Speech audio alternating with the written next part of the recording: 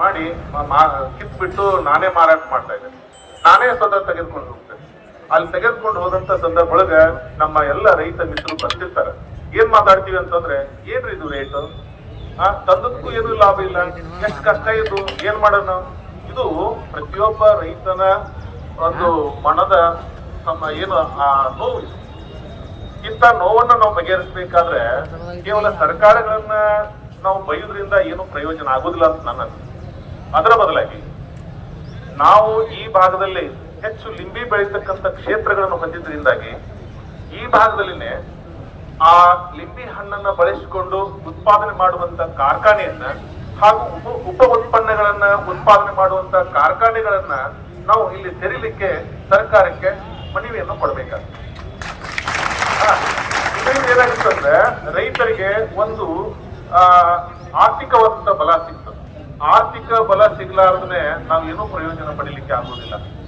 ಎಲ್ಲ ರೈತರು ನಾವು ನಿಸ್ಸಹಾಯಕರಾಗಿ ವರ್ತಿಸಬೇಕಾಗಿಲ್ಲ. ನಿಸ್ಸಹಾಯಕ ಸ್ಥಿತಿಯಿಂದ ಹೊರಗೆ ಬಂದು ಸಂಘಟಿತರಾಗೋಣ.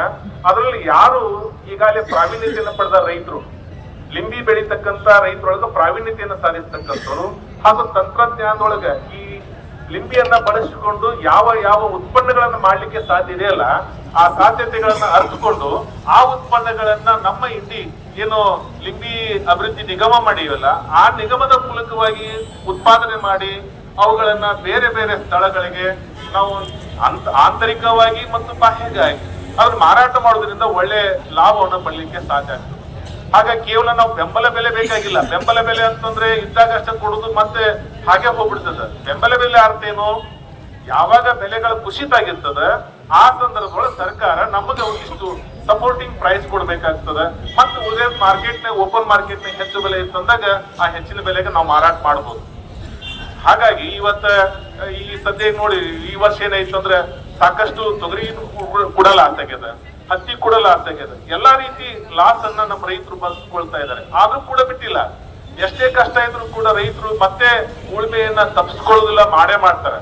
ಆದ್ರೆ ಎಲ್ಲಿವರೆಗೆ ಇದು ಮೂಲತಃ ಈ ರೈತರ ಒಂದು ಸಮಸ್ಯೆಗಳನ್ನ ಪರಿಹಾರ ಮಾಡುವ ದಿಶೆಯೊಳಗೆ ನಮ್ಮ ಎಲ್ಲ ನಾಯಕರು ಅರ್ಥ ಏನಾಗುತ್ತದಂದ್ರೆ, ಸ್ವತಃ ರೈತ ನಮ್ಮ ಅಳಲನ್ನ ನಾವೇ ನಿರ್ವಹಿಸ್ಬೇಕೇ ವಿನಃ ಮತ್ತೊಬ್ಬರು ನಮ್ಮನ್ನ ಎತ್ತುವುದಿಲ್ಲ, ನಾವ ಎತ್ಕೋಬೇಕಾಗ್ತದ. ಹಾಗಾದ್ರೆ ನನ್ನಾಗೆ ನೋವನ್ನ ಉಂಡಂತ ಪ್ರತಿಯೊಬ್ಬ ರೈತರು ಇಲ್ಲಿ ಸೇರಿಬಿಟ್ಟು ಅದಕ್ಕೊಂದು ಕಾರ್ಯತಂತ್ರ ರೂಪಿಸ್ಕೊಳ್ಬೇಕು. ನಾವು ಆ ಕಾರ್ಯತಂತ್ರ ರೂಪಿಸ್ಕೊಳ್ಳುವಾಗ ಪರಿಣಿತರಾದಂತಹ ವ್ಯಕ್ತಿಗಳ ಪರಿಣಿತರಾದಂತಹ ಪ್ರಾವೀಣ್ಯತೆಯನ್ನು ಪಡೆದಂತಹ ಏನು ತಂತ್ರಜ್ಞರನ್ನ ಅವರ ಲಾಭವನ್ನು ಪಡೆದುಕೊಂಡು ಅದರ ಮುಖೇನವಾಗಿ ನಾವು ಉತ್ಪಾದನೆಯನ್ನ ಮಾಡ್ಕೊಳ್ಬೇಕಾಗ್ತದೆ.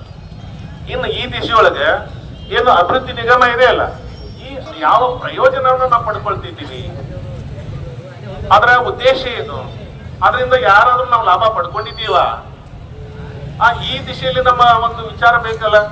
ಹಾಗಾದ್ರೆ ಏನ್ ಮಾಡ್ಬೇಕು, ಅಭಿವೃದ್ಧಿ ನಿಗಮಗಳು ಪ್ರತಿಯೊಬ್ಬ ರೈತ, ಈ ಕ್ಷೇತ್ರಕ್ಕೆ ಎಷ್ಟು ಜನ ರೈತರು ಇದಾರೆ ಲಿಂಬಿ ಬೆಳೆಗಾರರು, ಅವರ ಹೆಸರುಗಳನ್ನು ಬರ್ಕೋಬೇಕು, ಅವ್ರ ಮೊಬೈಲ್ ನಂಬರ್ ತಗೋಬೇಕು, ಅವರ ಕ್ಷೇತ್ರ ಎಷ್ಟಿದೆ, ಅವ್ರ ಎಷ್ಟು ಪ್ರೊಡಕ್ಟ್ ಮಾಡ್ತಾ ಇದಾರೆ, ಯಾವ ಬೆಲೆಗೆ ಮಾರಾಟ ಮಾಡ್ತಾ ಇದಾರೆ, ಪ್ರತಿಯೊಂದನ್ನು ಕೂಡ ಅದು ಗಮನಿಸ್ಬೇಕು. ಹಾಗಾಗಿ ಅದನ್ನ ಮತ್ತೆ ಅವ ಕಾಲಕ್ಕೆ ಪ್ರಕಟಪಡಿಸ್ಬೇಕು. ಇಷ್ಟು ಆಗಿದೆ ನಮ್ಮ ಇಂಡಿ ಕ್ಷೇತ್ರದೊಳಗೆ ಲಿಂಬಿ ಅಭಿವೃದ್ಧಿ ನಿಗಮದಿಂದ ಇಷ್ಟಿಷ್ಟು ಲಾಭಗಳನ್ನ, ಇಷ್ಟಿಷ್ಟು ಪ್ರಯೋಜನಗಳನ್ನ ನಮ್ಮ ರೈತರಿಗೆ ಒದಗಿಸಿಕೊಟ್ಟಿವಿ ಅಂತ ಅದು ಏನ್ ಮಾಡ್ಬೇಕು, ಘೋಷಣೆ ಮಾಡ್ಬೇಕು. ಅಂದಾಗ ಏನಾಗುತ್ತಂದ್ರೆ ಪ್ರಯೋಜನ ಅರ್ಥ ಆಗ್ತದ. ಅದಕ್ಕಾಗಿ ನಮ್ಮ ರೈತರು ಜಾಗೃತಿ ಬಂದ್ರಿ. ಏನಪ್ಪಾ ಅಂತಂದ್ರೆ ಅಭಿವೃದ್ಧಿ ನಿಗಮದ ದೇವೋದ್ದೇಶಗಳೇನು, ಅದರಿಂದ ಆಗ್ತಕ್ಕಂಥ ಪ್ರಯೋಜನಗಳೇನು, ಎಷ್ಟು ಜನ ರೈತರು ಪಡ್ಕೊಂಡಾರೆ. ಮೋಸ್ಟ್ಲಿ ನನ್ನ ಅನಿಸಿಕೆ ಮಟ್ಟಿಗೆ ಅಂತಂದ್ರೆ ಯಾರೋ ಮುಂದಿರ್ತಕ್ಕಂಥ ರೈತರು, ಶ್ರೀಮಂತ ರೈತರು ಲಾಭ ಪಡ್ಕೋಬೇಕೇ ವಿನಃ ಸಾಮಾನ್ಯ ರೈತ 1 ಎಕರೆ 2 ಎಕರೆ 100 ಲಿಂಬಿ ಗಿಡ ಬೆಳೆದವನು ಅದನ್ನ ಪ್ರಯೋಜನನೇ ಇಲ್ಲ. ಇಂತಹ ಹಾದು ಅಡ್ಡಾಡ್ದಾಗತ್ ನಾವೆಲ್ಲ. ಹಾಗಾದ್ರೆ ಪ್ರತಿ ಕೊನೆಯ ರೈತನಿಗೂ ಕೂಡ ಅದ್ರಲ್ಲಿ ಲಾಭ ಸಿಗ್ಬೇಕು. ಪ್ರತಿ ಕೊನೆ ರೈತದಲ್ಲ ಅವನಿಗೆ ಲಾಭ ಸಿಗ್ಬೇಕು. ಅಂದಾಗ ನಮ್ದು ಈ ಒಂದು ಇದಕ್ಕೆ ಬೆಲೆ ಬರ್ತದ ಹೋರಾಟಕ್ಕೆ. ಇಲ್ಲ ಅಂತಂದ್ರೆ ಮೇಲ್ಗಡೆ ಇರ್ತಕ್ಕಂಥ ರೈತರು ಲಾಭ ತಗೊಂತಾರೆ, ಕೊನೆ ರೈತ ಮತ್ತೆ ಅಲ್ಲೇ ಉಳಿಬೇಕಾಗ್ತದೆ. ಮದುವೆ ಊಟದೊಳಗ ಮಸ್ಟ್ ಕೂತ ಊಟ ಮಾಡ್ತಾನ, ಕೊನೆಯದವನಿಗಿಲ್ಲ. ಕೆನಾಲ್ದಾಗ ಮೊದಲು ಬಂದವ್ ನೀರು ಸಿಗ್ತದ, ಕೊನೆ ರೈತನಿಗೆ ನೀರು ದಕ್ಕುದೇ ಇಲ್ಲ. ಹಾಗಾದ್ರೆ ಇದಕ್ಕೇನಿದು? ಹಾಗಾದ್ರೆ ಮುಂದಿರ್ತಕ್ಕಂಥ ರೈತರು ಕೂಡ, ಶ್ರೀಮಂತ ರೈತರು ಯೋಚನೆ ಮಾಡ್ಬೇಕು, ನಾನೊಬ್ನ ರೈತ ಅಲ್ಲ, ಕೊನೆ ಹಂತದಲ್ಲಿ ಕೂಡ ಒಬ್ಬ ರೈತ ಇದ್ದಾನೆ, ಅವನಿಗೂ ಕೂಡ ನನಗ 1 ರೊಟ್ಟಿ ಸಿಗ್ತದ, ಕೊನೆ ಪಕ್ಷ ಅವನಿಗೆ ಅರ್ಧ ರೊಟ್ಟಿ ಸಿಗುವಷ್ಟ್ರ ಇರಬೇಕು ಅನ್ನುವಂತ ವಿಚಾರ ಆ ಶ್ರೀಮಂತ ರೈತ, ಮುಂದುವರೆದಂತ ರೈತ ಅವ್ರಿಗೆ ಇದು ಗಮನದಲ್ಲಿ ಇಟ್ಕೋಬೇಕು. ಯಾಕಂದ್ರೆ ನಮ್ಮ ಕೂಗು ಅಂದ್ರೆ ಕೊನೆಯ ರೈತನ ಕೂಗು ಅವ್ರಿಗೂ ಕೂಡ ಸ್ವಲ್ಪ ಗಮನಕ್ಕೆ ಬರ್ಬೇಕು. ಇಲ್ಲ ಅಂತಂದ್ರೆ ಕಷ್ಟ ಆಗತ್ತ. ಅದಕ್ಕೆ ಬಲಿತ ರೈತರು ಏನೋ ಬಲಿತ ರೈತರು, ಶ್ರೀಮಂತ ರೈತರು, ಯಾರು ದುರ್ಬಲ ರೈತನಿದ್ದಾನೋ ಅವನು ಕೂಡ ಪರಿಗಣಿಸಬೇಕು ಅನ್ನುವಂತ ವಿಚಾರ. ಹಾಗಾದ್ರೆ ಈ ಅಭಿವೃದ್ಧಿ ಮಂಡಳಿ ಏನಿದೆ, ನಿಗಮ ಇದೆ, ಆ ನಿಗಮದಿಂದ ಮುಂಬರುವಂತ ದಿನಮಾನದಲ್ಲಿ ಕೇವಲ ಬೆಂಬಲ ಬೆಲೆ ಅಲ್ಲ, ಈ ಉತ್ಪನ್ನವನ್ನ ಬಳಸಿಕೊಂಡು ಉತ್ಪಾದನೆ ಮಾಡತಕ್ಕಂತಹ ಉತ್ಪಾದನಾ ಘಟಕಗಳನ್ನ ಸ್ಥಾಪನೆ ಮಾಡಬೇಕು. ಇದರ ಪ್ರೊಡಕ್ಷನ್ ಇಡೀ ನ್ಯಾಷನಲ್ ವೈಸ್ ಮತ್ತು ಅಬ್ರಾಡ್ಗೆ ಅದನ್ನ ಮಾರಾಟ ಮಾಡುವಂತ ದಿಶೆಯಲ್ಲಿ ನಮ್ಮ ಏನು ವಿಚಾರಗಳು ಇರಬೇಕು. ಅಂದಾಗ ಮಾತ್ರ ಇಲ್ಲಿ ರೈತ ಉದ್ಧಾರ ಆಗ್ತಾನ.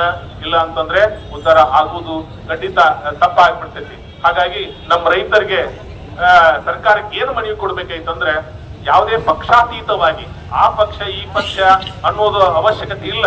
ಆ ಪಕ್ಷರಹಿತವಾಗಿ ನಮ್ಮ ಮನವಿಯನ್ನು ಕೊಟ್ಟು ನಮ್ಮ ರೈತರ ಅಳಲು ಇಂಥದಿದೆ, ಇಂಥ ಸಮಸ್ಯೆ ಇದೆ, ಆ ಸಮಸ್ಯೆಗೆ ಸೂಕ್ತ ಪರಿಹಾರವನ್ನು ತಾವು ಕಲ್ಪಿಸಿಕೊಡ್ಬೇಕು ಅನ್ನುವಂತಹ ವಿಚಾರವನ್ನ ಈ ಕೆಳಹಂತದಿಂದ ವಿಧಾನಸೌಧವರೆಗೆ ತಲುಪುವ ಹಾಗೆ, ಅವರ ಗಮನ ನಮ್ಮ ಕಡೆಗೆ ಹರಿಯುವ ಹಾಗೆ ಮಾಡಬೇಕು ಅನ್ನುವಂತಹ ಒಂದು ವಿಷಯದೊಳಗೆ ನಮ್ಮ ಪ್ರಯತ್ನ ಇರಲಿ ಅನ್ನುವಂತ ಮಾತನ್ನು ಹೇಳಿ, ನನಗೆ ಒಂದೆರಡು ಮಾತುಗಳನ್ನ ರೈತರ ಪರವಾಗಿ ಹೇಳಿಕೆ, ಯಾಕೆ ನಾನೇ ಸ್ವತಃ ರೈತರಿಂದ ಅವಕಾಶ ಕೊಟ್ಟದ್ದಕ್ಕಾಗಿ ತಮ್ಮೆಲ್ಲರಿಗೂ ಧನ್ಯವಾದಗಳನ್ನ ಹೇಳ್ತೀನಿ. ಜೈ ಹಿಂದ್, ಜೈ ಕರ್ನಾಟಕ. ರೈತರ ಹೋರಾಟಕ್ಕೆ ಅದು ಜಯವಾಗಲಿ, ಜಯವಾಗಲಿ. ಧನ್ಯವಾದ.